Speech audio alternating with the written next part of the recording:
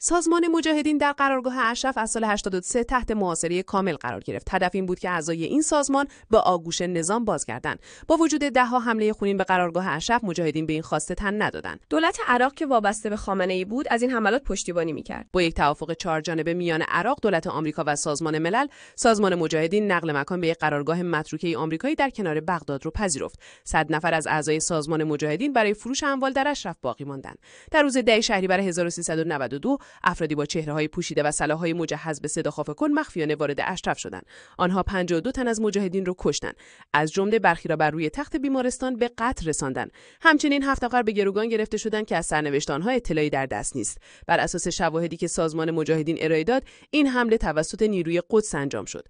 افراد باقی مانده پس از چند روز به قرارگاه لیبرتی نقل مکان کردند. سازمان مجاهدین پس از ترک اشرف، استراتژی هزار اشرف و کانون‌های شورشی را اعلام و دنبال کرد.